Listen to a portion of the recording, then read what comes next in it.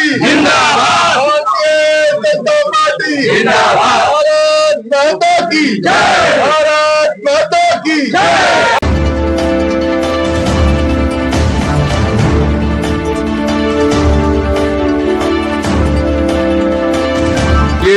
जो पूर्वांचल के नेतृत्व को लेके आप हमेशा से आगे रहते हैं, कहीं भी किसी को कोई भी दुख हो वहाँ तुरंत पहुँचते हैं और आज ये जिम्मेदारी पूर्वांचल के लोगों के मन में बहुत बड़ा उत्साह है, बहुत भावुक हो रहे हैं लोग। जी बहुत बहुत धन्यवाद। देखिए, भारतीय जनता पार्टी ने हरदम पूर्वांचल के लोगों के मान सम्मान का ध्यान रखा। जब माननीय खुराना जी की सरकार बनी थी तो उस समय में भी भारतीय जनता पार्टी ने 2 लोगों को टिकट दिया था, माननीय कीर्ति झा आजाद जी और लाल बिहारी तिवारी जी को। लाल बिहारी तिवारी जी को खुराना जी की सरकार में खाद्य आपूर्ति मंत्री बने थे, क्योंकि बिहार पूर्वांचल के लोग उस समय में दिल्ली में बहुत आ गए थे, तो सबसे ज़्यादा राशन कार्ड की समस्या थी, तो उसको लाल बिहारी तिवारी जी ने दूर किया था। उसी तरीके से भारतीय जनता पार्टी ने हरदम, आज ही नहीं हरदम जो है पूर्वांचल के लोगों का सम्मान निरंतर बहुत सारे पदों पर लगातार काम करते रहा और पार्टी ने ये दायित्व दिया है करने के लिए। तो जो भी पूर्वांचल के लोग हों, पार्टी के लोग हों, वो सबका सम्मान करते हुए मैं उनके जो विकास की गति है उसको और गति दे करके उनको आगे बढ़ाने का काम। बिल्कुल, तुरंत अभी छठ पूजा हुआ था, पूरे प्रदेश में पूर्वांचल का एक सैलाब था। साथ कहीं न कहीं जमुना में जो पहले हम लोग यहाँ पे छठ पूजा करते थे, वहाँ परमिशन नहीं मिलता है, वहाँ कॉलोनियों में गड्ढा खोद के करना पड़ता है, हर साल गड्ढा खोदते हैं, फिर वो गड्ढा भरना पड़ता है और फिर खोदना पड़ता है। ये कब तक चलता रहेगा? देखिए, जब तक भारतीय जनता पार्टी की सरकार दिल्ली में नहीं आ जाती है, जो आस्था में विश्वास रखने वाली पार्टी है। केजरीवाल जी ने कहा था, आपको ध्यान में होगा, कि मैं जमुना को पिकनिक स्पॉट बना दूंगा, जमुना में बुड़की लगाऊंगा, लेकिन जमुना में वो बुड़की नहीं लगाया और हमारे पार्टी के प्रेसिडेंट वीरेंद्र सचदेवा ने बुड़की लगा करके 2 दिन बीमार रह करके पूर्वांचल के लोगों का सम्मान बढ़ाया और बताया कि जमुना की स्थिति क्या है। तो भारतीय जनता पार्टी के प्रदेश अध्यक्ष ने किया।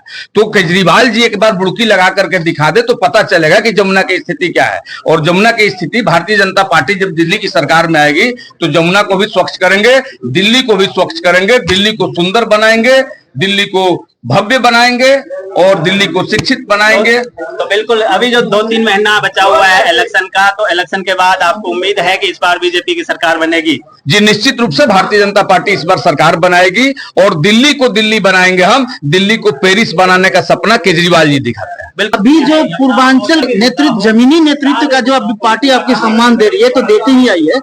आप आने वाले चुनाव में पूर्वांचली एक मुक्त होकर भाजपा की तरफ वोट करेंगे इस बार? देखिए, पूर्वांचल की धरती है वो राम और सीता की धरती है और राम जी का जो है अभी भव्य मंदिर का निर्माण हुआ है। माननीय देश के यशस्वी प्रधानमंत्री जी ने वहां पर इतना सुंदर मंदिर बनवा करके उद्घाटन किया और रामलला के श्री चरणों में दंडवत प्रणाम कर करके पूरे देश में ये संदेश दिया कि भारतीय जनता पार्टी ही भारत की संस्कृति, भारत की आस्था, भारत की धार्मिक परंपराओं को ढोने वाली पार्टी है और उसके साथ खड़ी रहती है।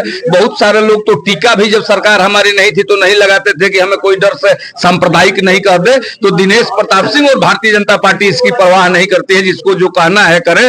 देश के प्रधानमंत्री भी श्री रामलला के चरणों में दंडवत प्रणाम करते हैं। और आने वाले समय में जो पूर्वांचल की बात कही, तो जो पूर्वांचल से दिल्ली में आकर के लोग रहे हैं, आज जो छठ पर जिस तरीके से कुठाराघात किया गया, छठ नहीं होने दिया गया, तो सभी जनता दिल्ली की समझ रही है, पूर्वांचल के लोग समझ रहे हैं और आने वाले समय में भारतीय जनता पार्टी के पक्ष में मतदान करा करके सरकार बनाएंगे। और सरकार बनेगी तो जहां जहां छठ घाट पर छठ पूजा होगा जमुना किनारे, मैं आप लोगों को विश्वास दिलाता हूं कि भारतीय जनता पार्टी का जो भी मुख्यमंत्री होगा वो वहां पर पुष्प बारिश कर करके पूर्वांचल के लोगों का सम्मान करेगा, छठी मैया का सम्मान करेगा, इसमें कहीं कोई दो मत नहीं है। जैसे आप तो बड़े भैया हैं, हम लोग के क्षेत्र में आपको जो दायित्व मिला बहुत अपार हर्ष है।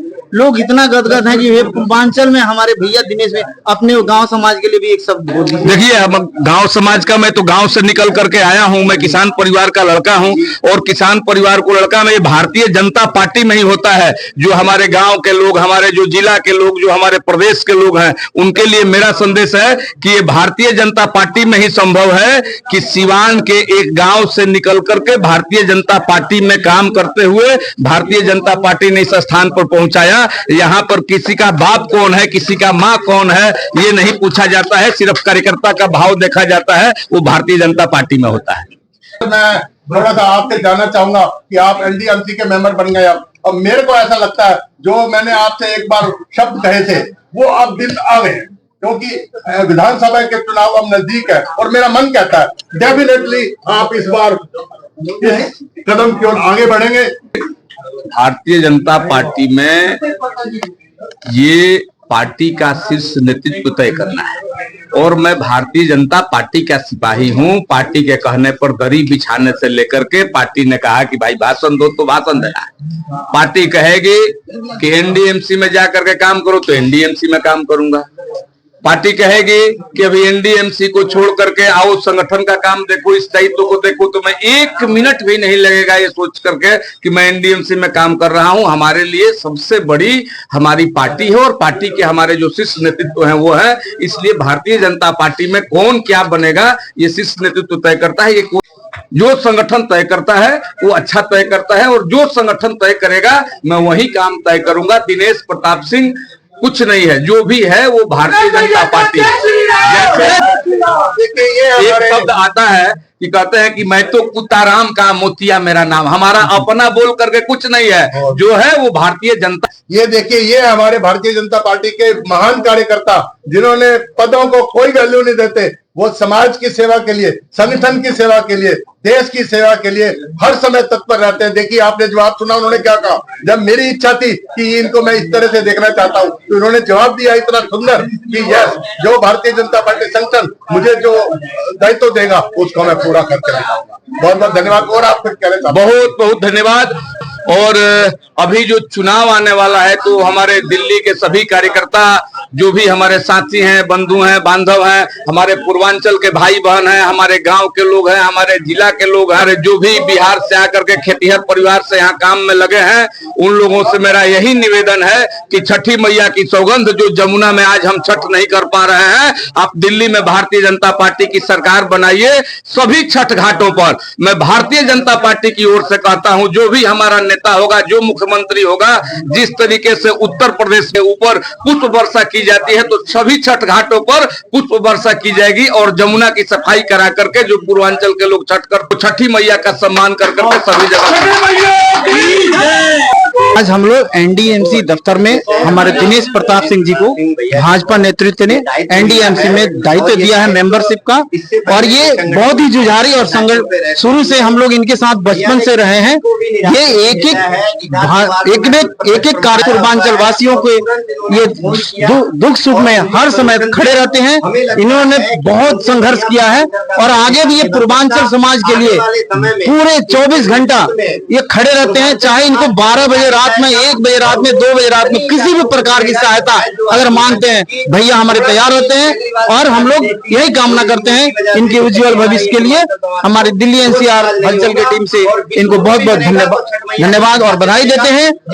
और आगामी आने वाली जो चुनाव है इसमें भाजपा पूर्ण रूप से बहुमत बनाएगी इनके कहना अनुसार, और ये दिख भी रहा है। एनसीआर हलचल चैनल को मेरे तरफ से बहुत बहुत बधाई, शुभकामना।